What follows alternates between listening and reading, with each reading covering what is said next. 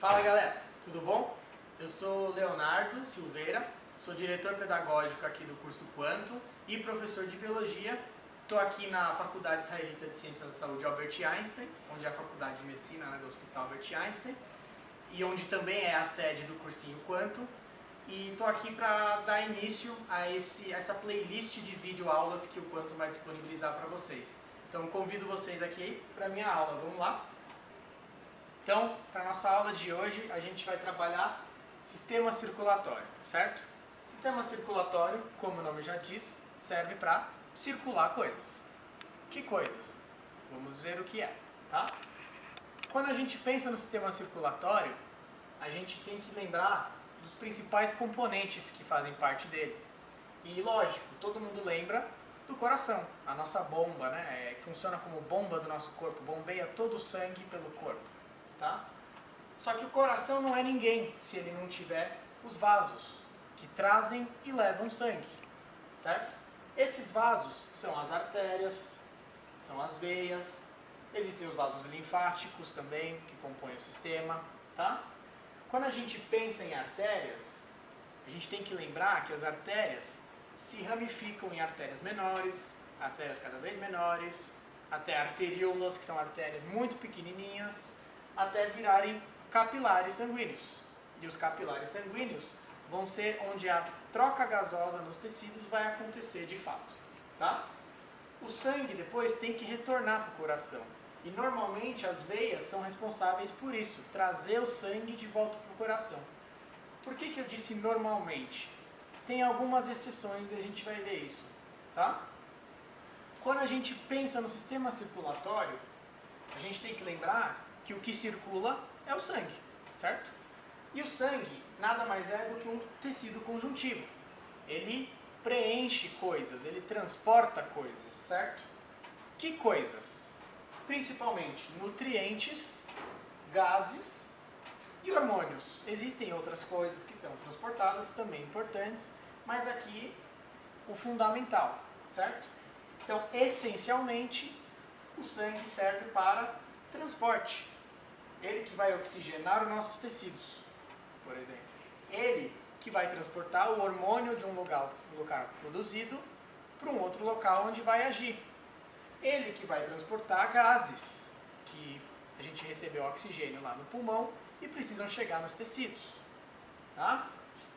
Aí, continuando, a gente tem que pensar no sangue, na composição dele. A gente tem que ver do que ele é feito.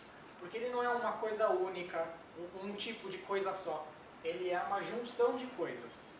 A gente já viu que o sangue é um tecido conjuntivo. Mas o que compõe esse sangue? A parte líquida desse sangue é o plasma. É ele que torna o sangue líquido, certo? O plasma ele é composto principalmente de proteínas, as quais as que são mais importantes para nós aqui, a albumina e as imunoglobulinas, que estão ligadas ao sistema imune, certo? E a água, que dá fluidez para esse plasma. E temos também os íons dissolvidos, que para a gente, a importância essencialmente do sódio e do potássio, certo? São utilizados no controle do balanço de água do nosso sangue, tá? A outra parte do nosso sangue são os elementos figurados. Por que são chamados de elementos figurados? Porque são figuras, são pessoas, de certa forma, digamos assim. Eles têm uma cara, cada um tem a sua forma.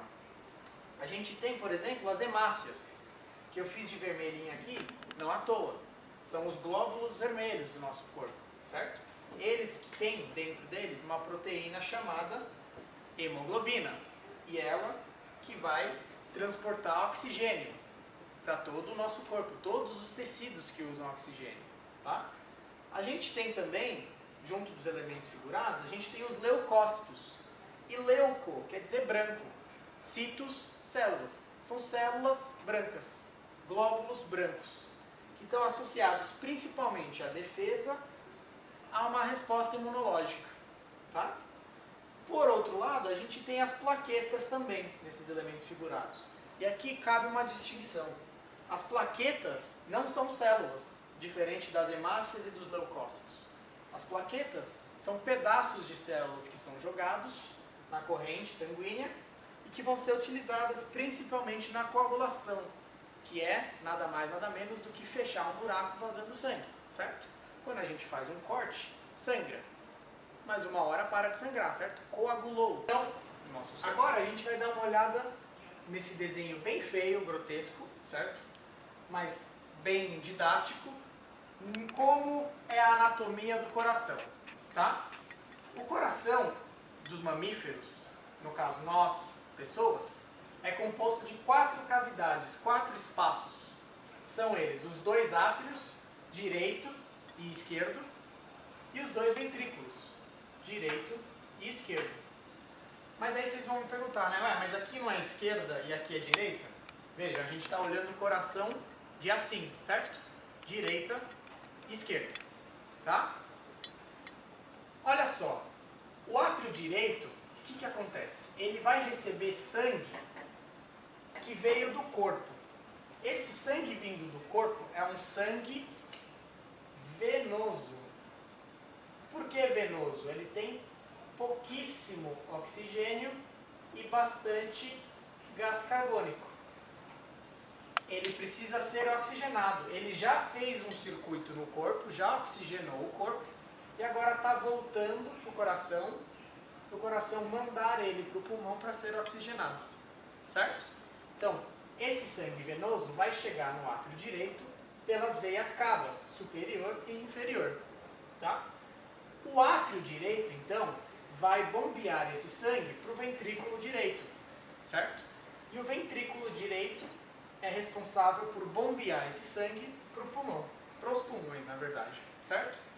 Por meio das artérias pulmonares.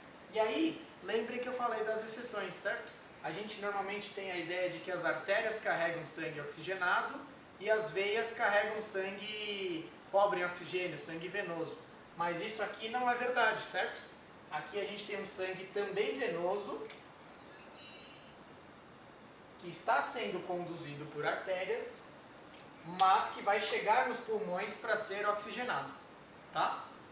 Chegando no pulmão, acontecendo a hematose, que a gente vai ver na próxima aula de sistema respiratório, que é a troca gasosa, temos agora um sangue rico em oxigênio, um sangue arterial, que é rico em oxigênio e pobre em gás carbônico. Esse sangue vai chegar no átrio esquerdo pelas veias pulmonares. E aqui, de novo, uma exceção. Temos veias conduzindo um sangue arterial, oxigenado, certo? O átrio esquerdo vai mandar esse sangue oxigenado para o ventrículo esquerdo. E o ventrículo esquerdo, propositadamente, costuma ser muito maior do que o esquerdo, do que o direito em musculatura. Ele é mais forte. Ele é mais forte por quê? Porque ele precisa bombear o sangue para todo um corpo, não só para o pulmão, para um corpo inteiro. Então ele precisa ser mais forte. Ele vai bombear esse sangue oxigenado pela aorta para todo o corpo, certo? E aí o ciclo recomeça. Então o sangue oxigenado enviado pelo ventrículo esquerdo, depois de circular pelo corpo, retorna ao átrio direito para começar o ciclo de novo. Certo? Aqui, de forma proposital, eu fiz veias cavas e artérias pulmonares em azul, para nos remeter ao sangue venoso.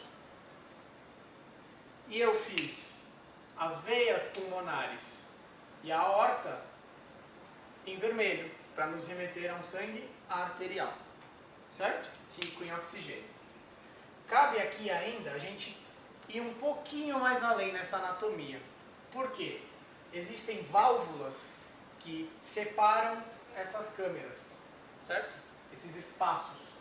Entre o átrio direito e o ventrículo direito, nós temos uma válvula chamada tricúspide, certo? Tricúspide são 3 bolsinhas que se fecham e abrem, certo? Para que serve essa válvula?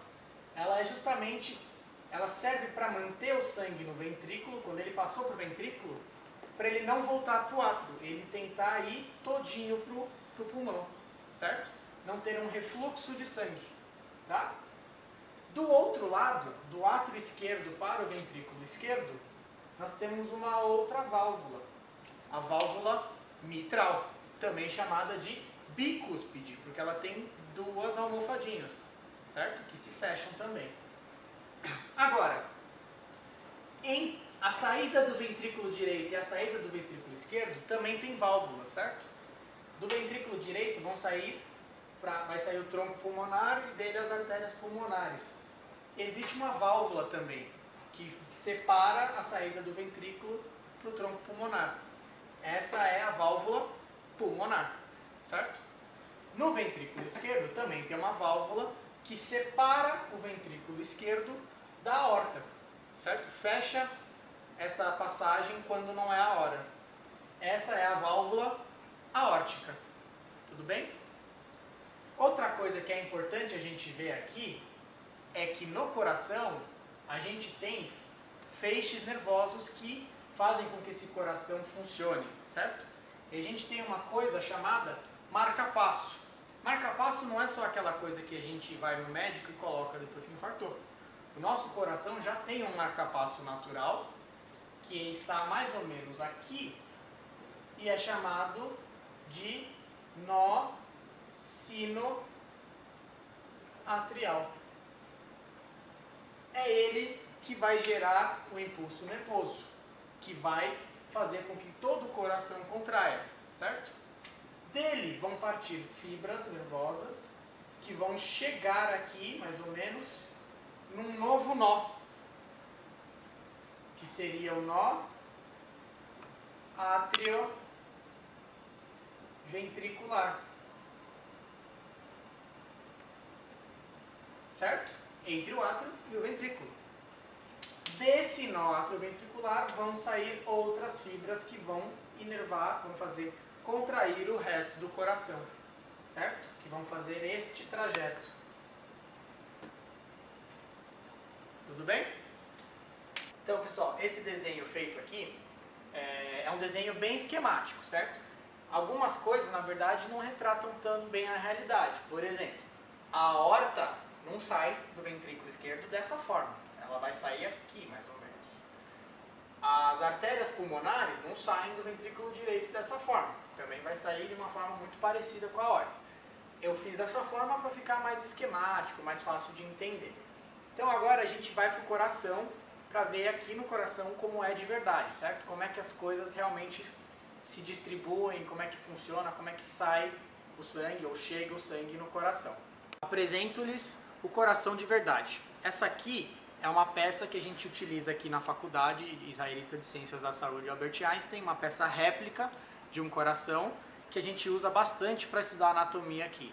Ele é bastante mais complexo do que vocês vão precisar entender para o vestibular, mas é interessante dar uma boa ideia do que foi explicado, tá? Então, ó, vamos lá. O coração, primeira coisa, como ele fica posicionado? O coração não fica posicionado assim na gente, certo? Ele fica do lado esquerdo, ele é um pouco tombadinho e curvo para o lado, normalmente, certo?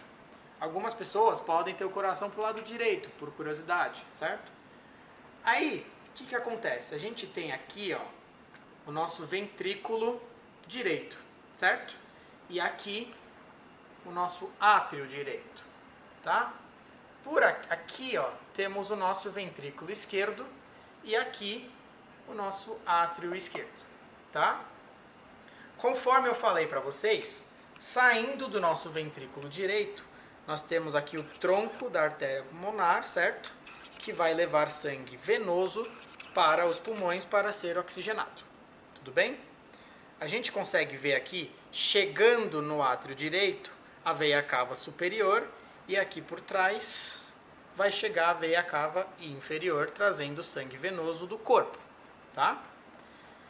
Saindo do ventrículo esquerdo, nós temos a aorta, que é esse vermelho saindo aqui, que vai levar sangue arterial oxigenado para todo o corpo, para ser utilizado no metabolismo.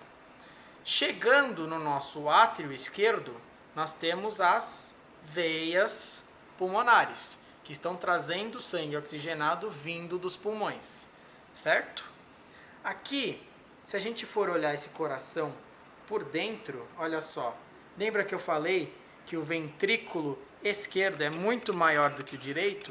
É perceptível, certo? A gente consegue ver que tem uma musculatura cardíaca muito maior, muito mais forte, que é justamente para vencer uma pressão maior, que tem que ser maior porque tem que circular por todo um corpo. É a famosa grande circulação.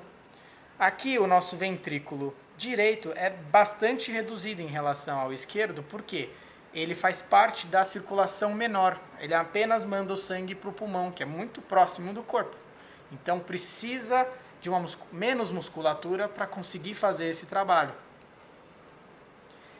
E aí, por fim, então, a gente consegue ver aqui no coração as distribuições das válvulas, certo? Aí é um pouco difícil de eu mostrar para vocês, mas dá para ter uma ideia do posicionamento delas. Lembrando, do átrio direito para o ventrículo direito, nós temos a válvula tricúspide. Do ventrículo direito para a artéria pulmonar, nós vamos ter a válvula pulmonar. Do átrio esquerdo para o ventrículo esquerdo, nós teremos a válvula mitral, o bicúspide. E do ventrículo esquerdo para a aorta, nós teremos a válvula aórtica. Certo? Essa foi a nossa aula de hoje, de sistema circulatório. É uma aula bastante resumida, assim, tem mais informações a serem dadas, claro, mas para ter uma ideia geral do assunto, é meio que uma revisão, certo?